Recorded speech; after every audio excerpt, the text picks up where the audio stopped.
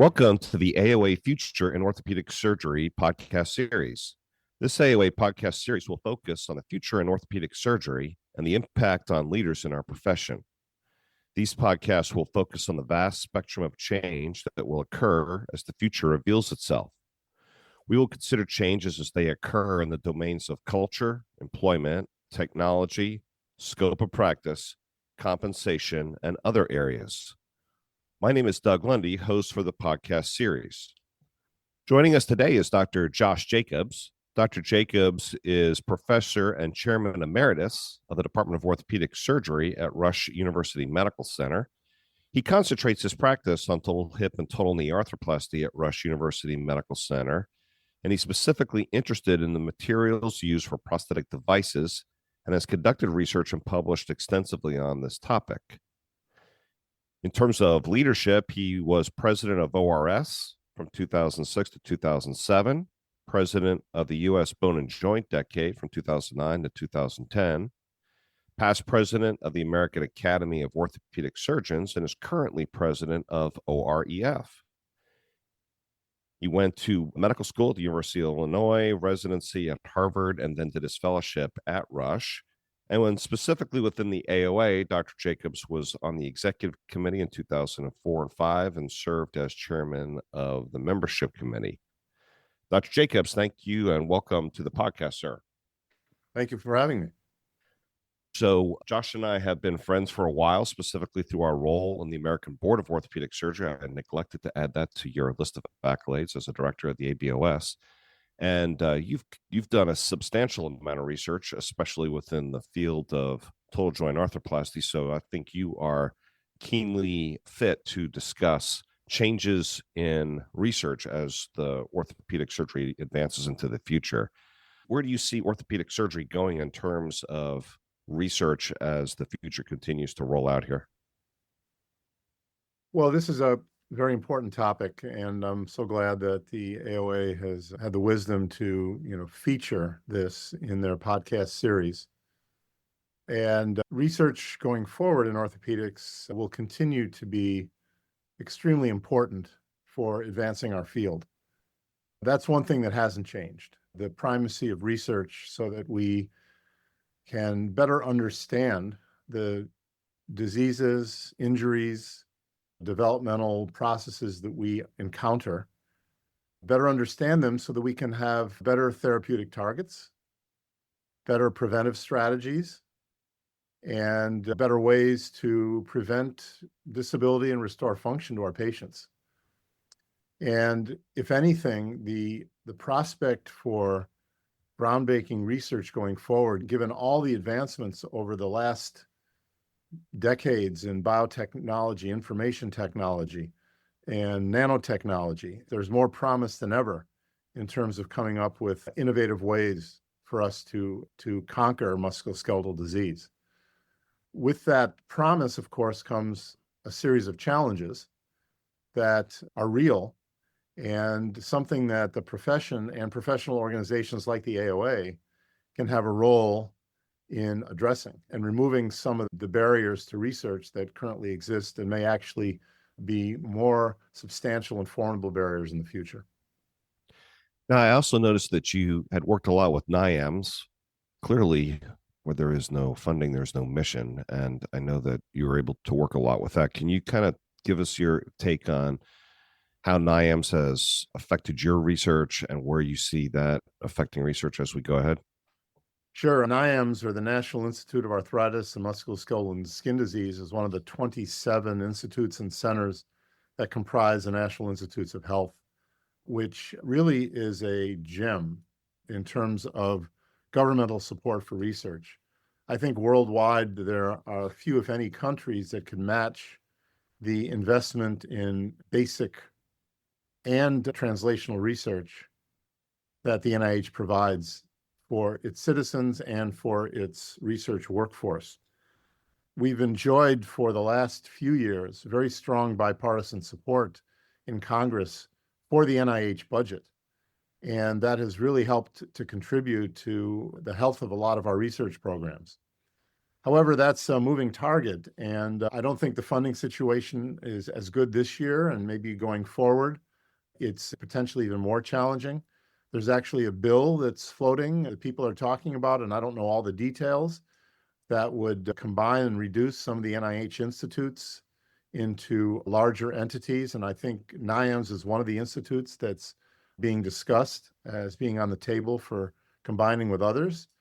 And depending exactly on the finances, that could be a net loss or it could be a net gain. And so that's something that we need to keep a very close eye on. And the advocacy arms of our organization need to be quite involved with the NIH and with the Congress to make sure that the research funding is enhanced for musculoskeletal disease and not contracted.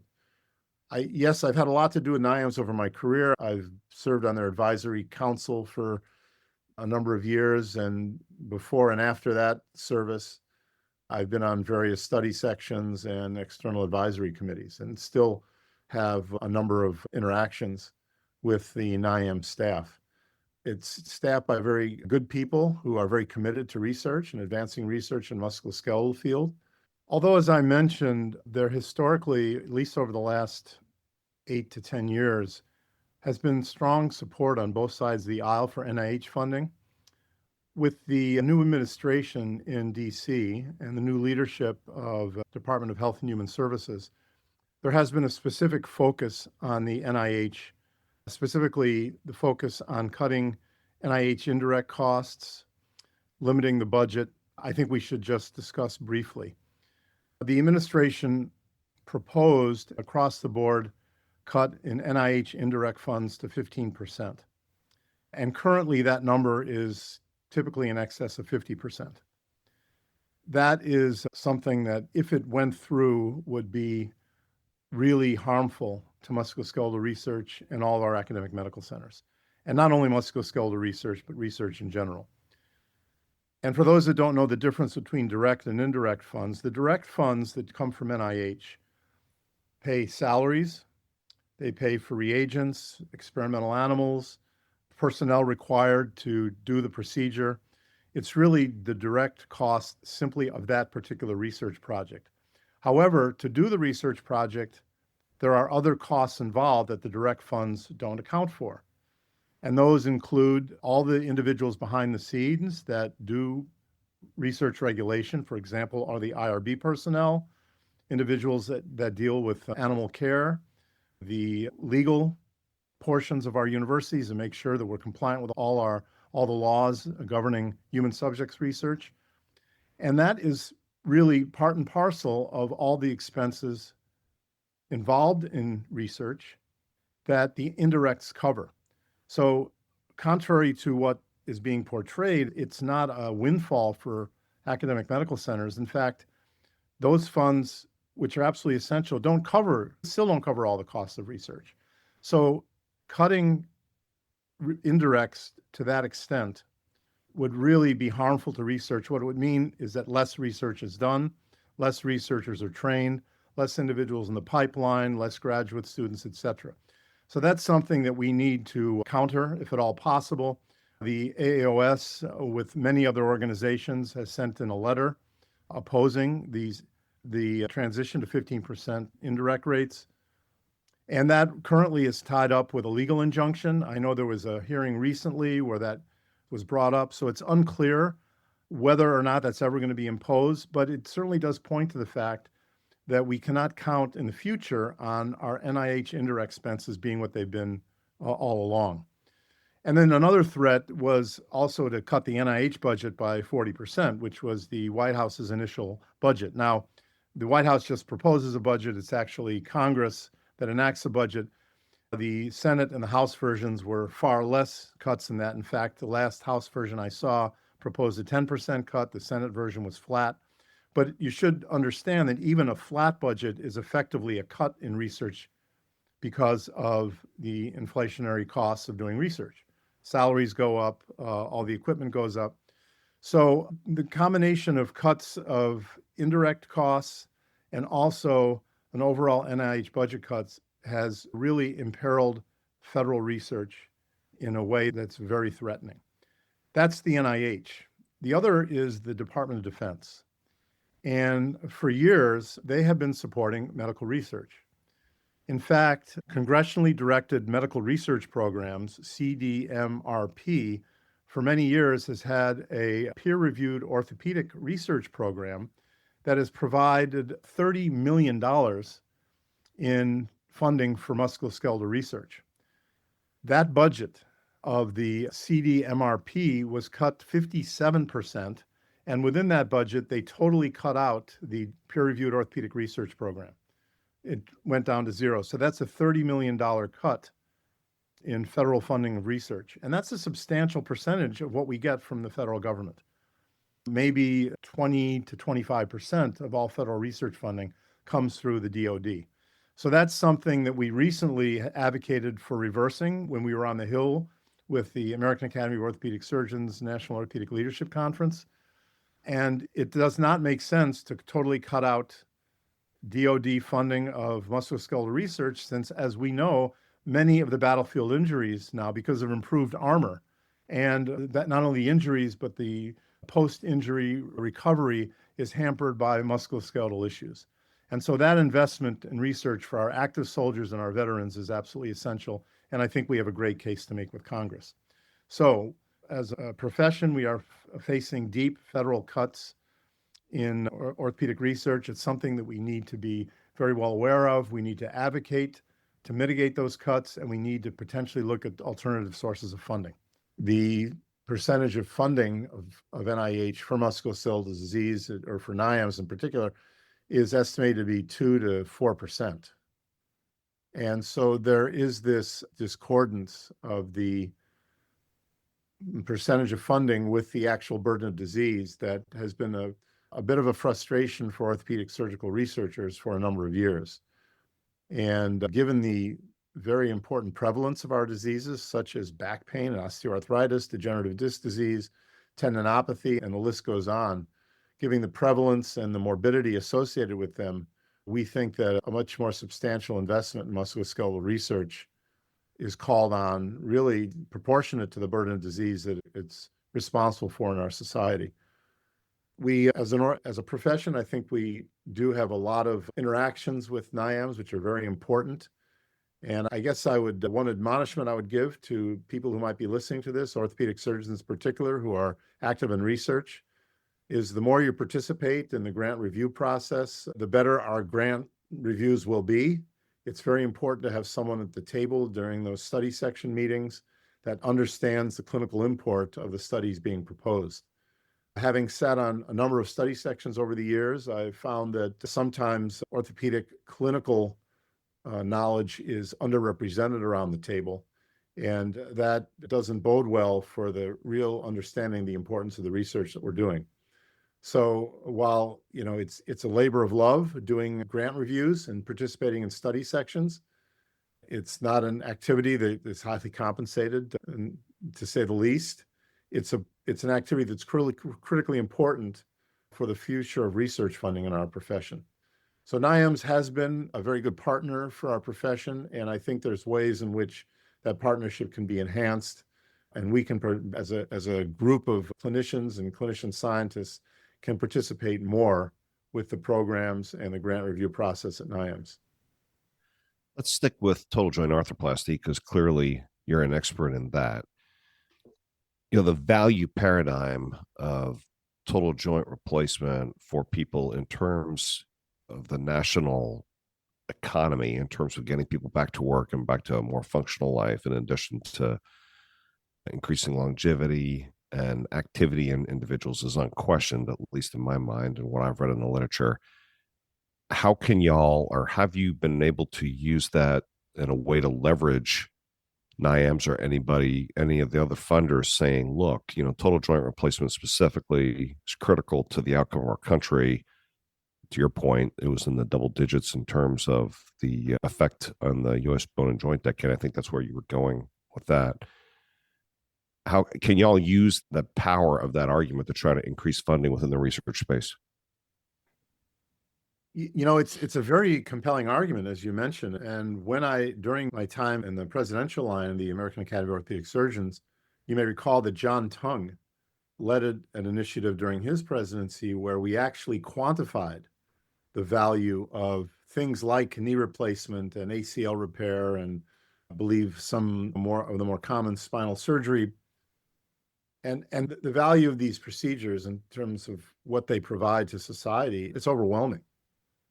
Very valuable procedures. And I think that's a compelling argument to make on a number of levels, not only with research funding organizations, but also with third-party payers, and how investment in these procedures, at least from the research side, can yield tremendous return on investment in terms of improving public health. It's an argument we continue to make in our research advocacy efforts with the Congress and with NIH. And while we think it's a compelling argument, it's hard to move the needle on NIH funding, where in the 20 plus years I've been involved in research advocacy for NIH, we really haven't moved the needle much in terms of the percentage of funding that comes to musculoskeletal research. I think what's going to move the needle the most is higher quality grant applications. As I mentioned before, more active participation of orthopedic clinician scientists on study sections, because the better the grants are that we write and the better the reviews are, the bigger the slice of the pie our researchers will get. And so what that means for our profession, our organization, is we have to be very intentional on how we educate our current and next generation of clinician scientists on how to write effective federal grants. And that's one of the things that I think that we could do better as a profession. And quite frankly, we do a fair amount. There are organizations such as the U.S. Bone and Joint Decade, in which now is the program they had for grant writing has been taken over by the Orthopaedic Research Society, the ORS. I know the Academy, in partnership with the OREF and ORS, have had very successful grant writing workshops. But there's probably more that we can do to not only nurture those among us that want to have a career as a clinician scientist, to give them the necessary and protected time and invest in them so they can become successful grant writers. Grant writing is a very challenging enterprise, and having done it for my entire professional career, it can be very frustrating. It's a lot of time commitment with an uncertain outcome, an uncertain ROI. You can spend hours and hours and hours and days writing grants and not get funded, but that's just the nature of the beast, and you just have to keep at it. And the better you get at it and the more you do it, the more successful you will be. That's a challenge, particularly for orthopedic surgeons, clinicians who also have a practice and also may not have the kind of institutional support they need for the protected time that is required to write successful grants. That's what we can do as leaders. That's what AOA can do as a leadership organization, is to really try to develop ways and to prod our leaders to help nurture our emerging orthopedic clinician scientists. It's an area where the OREF is quite active. As you mentioned, I'm the current president of the Orthopaedic Research and Education Foundation, where our sweet spot is to try to cultivate and nurture the young surgeon scientists to help them get their first grants in the form of OREF grants, to give them the preliminary data they need and to make them more and more competitive to achieve federal funding, which after all is the most robust funding, because not only does it provide salary support and hundreds of thousands of dollars typically to support the research, but it also provides indirects to the institution that are critical to them for sustaining and maintaining their research enterprises. So I was not aware of the clinician scientist track when I was coming up and through. I think that's probably more prevalent now, and at least more visible, at least, and it could partially be because of the substantial interconnectedness that all of us have these days. Any thoughts on how that might proceed in the future? Because obviously these folks give up a fair amount of clinical time, which, let's call it the way it is. That's how people make money. And if they're giving up that clinical time to focus also on research, how do you see that in the future in terms of us enabling these people to be successful and competitive with their colleagues who are purely clinical? Yeah, it's a great question. It's one of the biggest barriers that I see going forward to having a robust and successful musculoskeletal research enterprise. You have probably seen, or many of our listeners have probably seen, a variety of publications talking about the near extinction of the clinician scientists, the surgeon scientists. I've seen papers dating back to the 80s and 90s on this topic. Historically, where we've relied on pretty robust clinical margins from not only our surgical activities, but also our clinic activities to help support the research enterprises in our departments and to help to provide bridge funding and seed funding for our clinician scientists. As everybody is aware who's listening, hospital margins are increasingly diminishing and are challenged in most healthcare systems.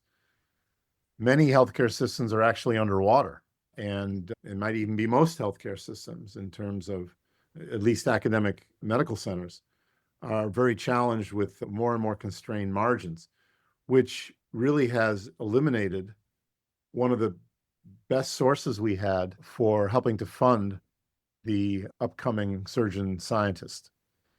And I know in my own institution, I've seen the change since when I started in the late 80s, the tremendous change in hospital margins that are available for us to invest in the research enterprise. And as chair for 16 years, I've seen how those have been progressively diminished by a combination of Medicare payment policy and the change in our profession and the surgical practice from being mostly inpatient to outpatient.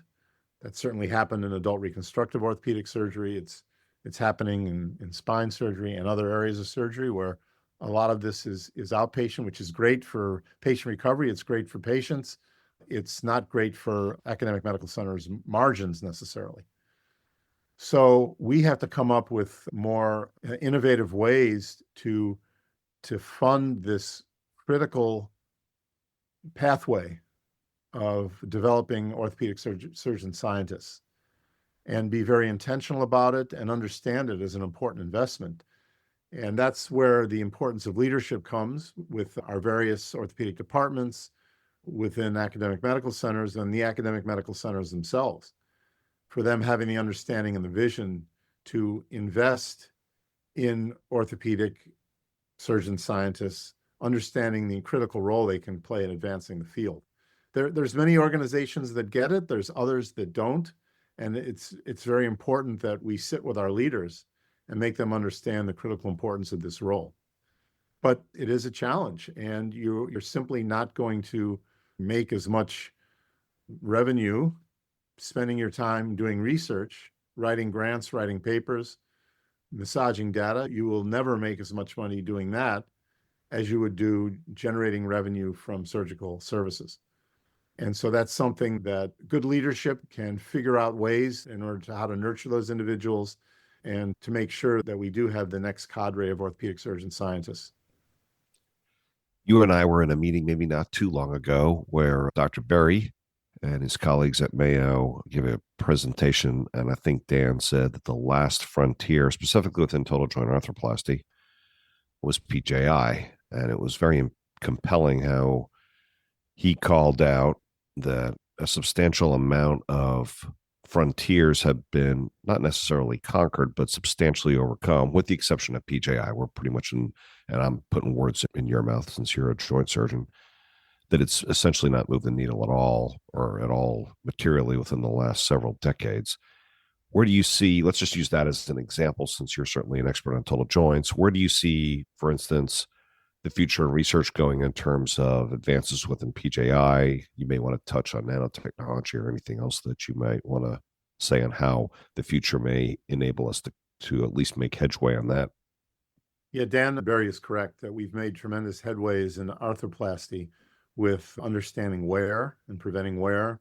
Ultra-high molecular weight, highly cross-linked ultra-high molecular weight polyethylene is a great example of that.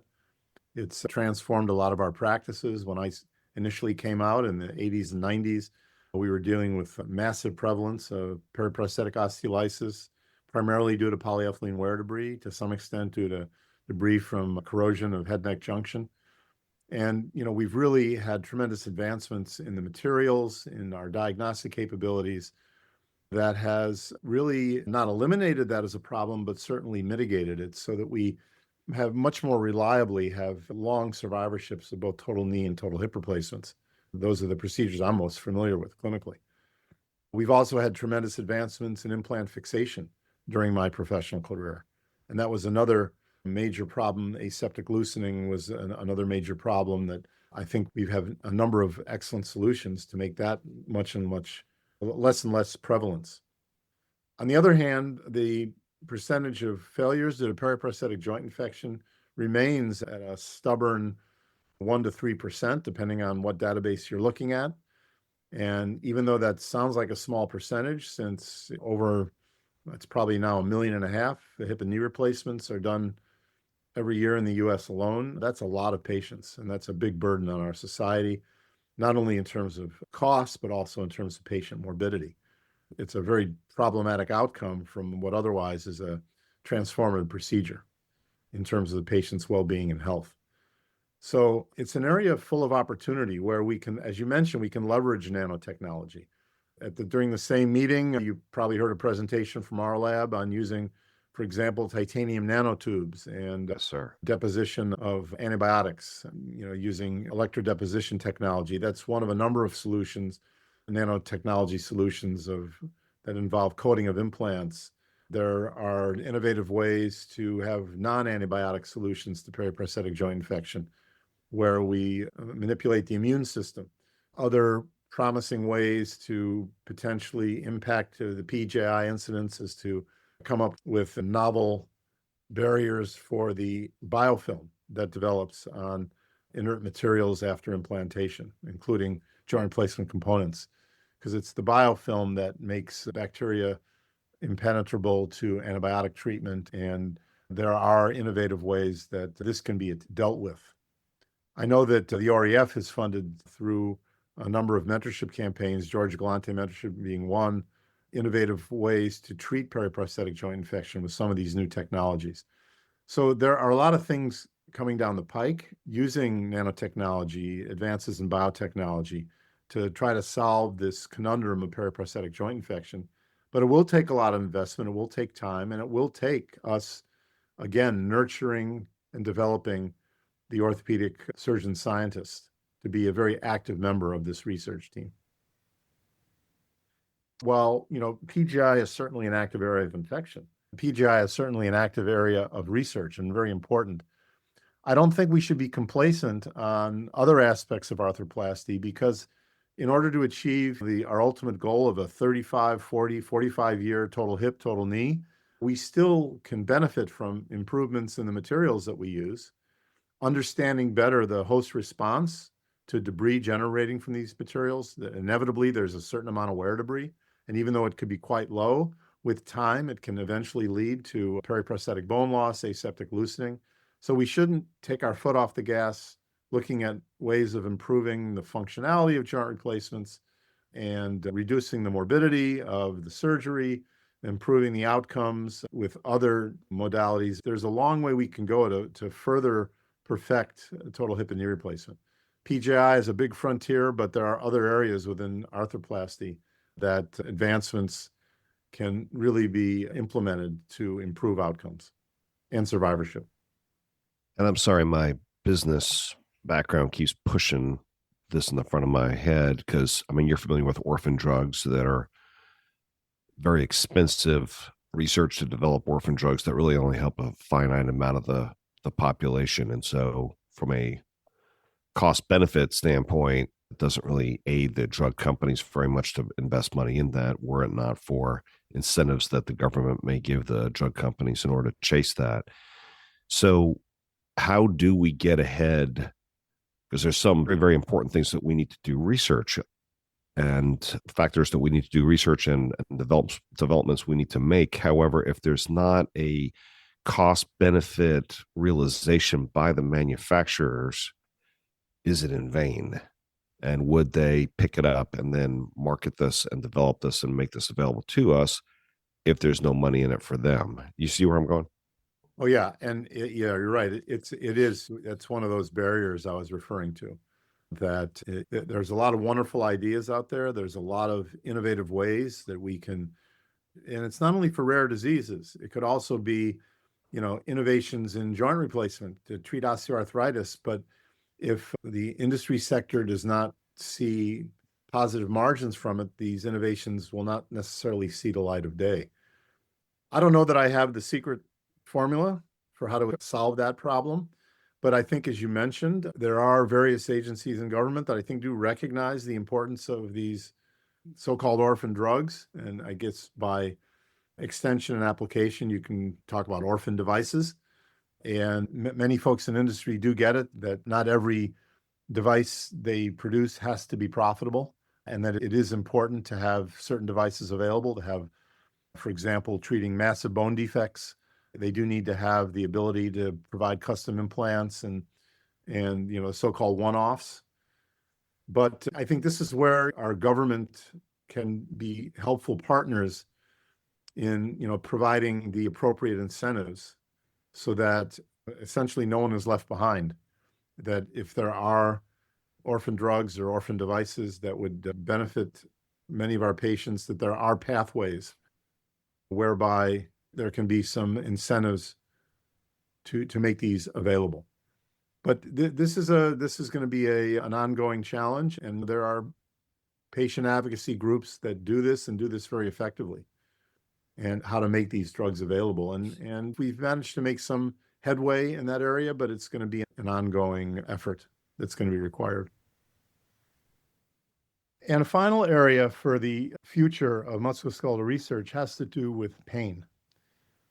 This is an initiative which really was supported quite extensively by the previous director of NIH, Francis Collins, when he set up the Helping End Addiction Long-Term, or HEAL program, which funds a variety of aspects of opioid use disorder, addiction, and also pain, the origins of pain, the neuropathology, neurophysiology of pain. In the future, I think we as orthopedic surgeons are going to understand pain in a much more in-depth way. There are components that involve brain function, peripheral nerve function, neuroanatomy, plasticity of neuroanatomy in the joint itself. That's something that's being studied by a HEAL grant called REJOIN, which is mapping the joint nerve interactome. And also there are important psychological components to how individuals experience pain.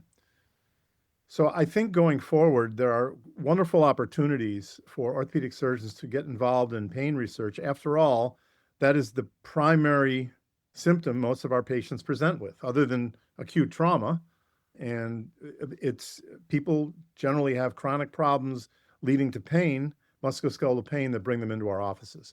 Wouldn't it be wonderful in the future if we understood pain in a much more in-depth way, that we understood new targets, new non-opioid treatments, new ways to prevent or mitigate pain following our procedures?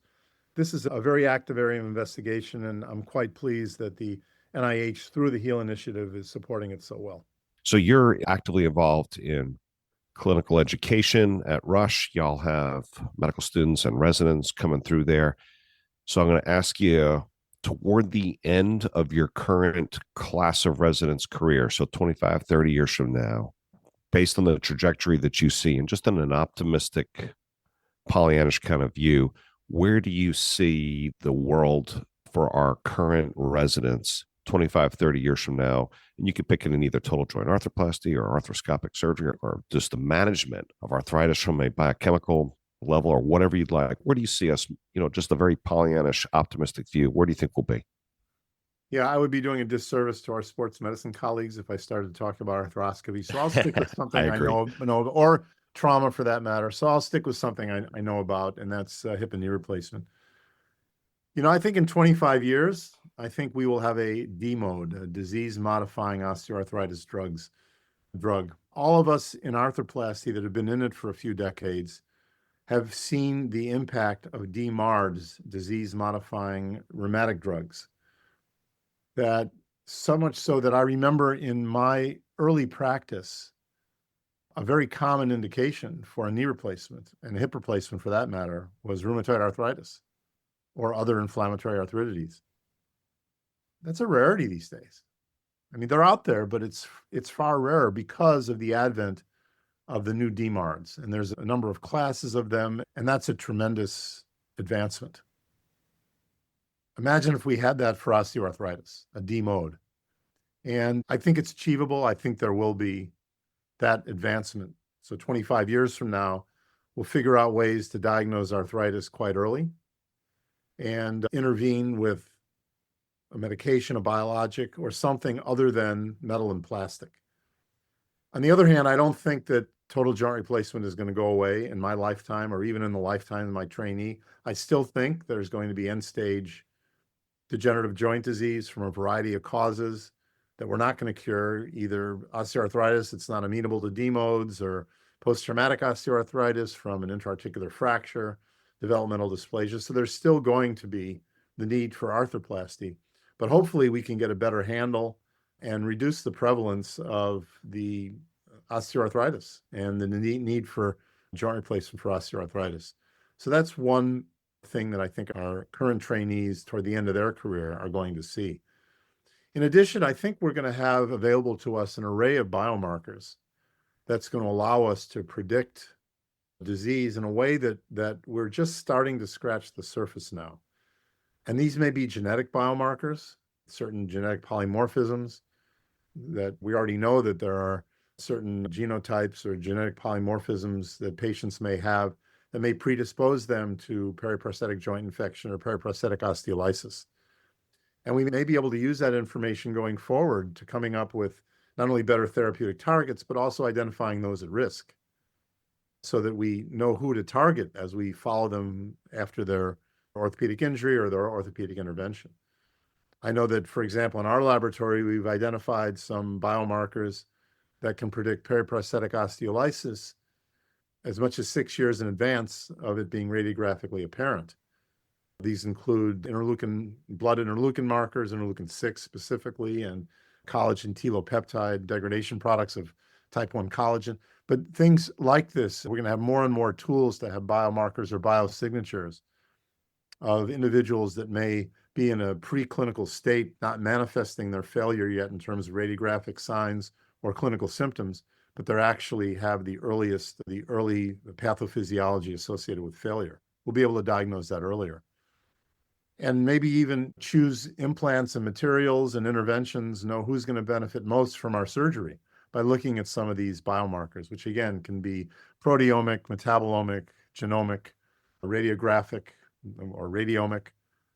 So the explosion in biotechnology, and I'd probably have to say information technology, that has occurred and is continuing to occur, has the promise of really transforming what we do. We haven't really talked yet about AI, which I think is going to transform every aspect of orthopedics. I think it already is beginning to do so. And while there are some dangers and limitations of AI, as we learn how to harness its incredible power to diagnose and treat and prevent musculoskeletal disease, I think that's going to yield tremendous advancements in how we really personalize our care for our patients. So I think the future is incredibly bright in terms of having better treatments and better opportunities and better outcomes of our surgical interventions. But as I mentioned, there are some clouds on the horizon. There are a number of barriers, not the least of which is the economic barriers, the research funding barriers that we need to be very aware of and very intentional about overcoming. You know, this podcast is extremely timely because at the AOA annual leadership meeting next year in Albuquerque, we're actually going to have a symposium on research.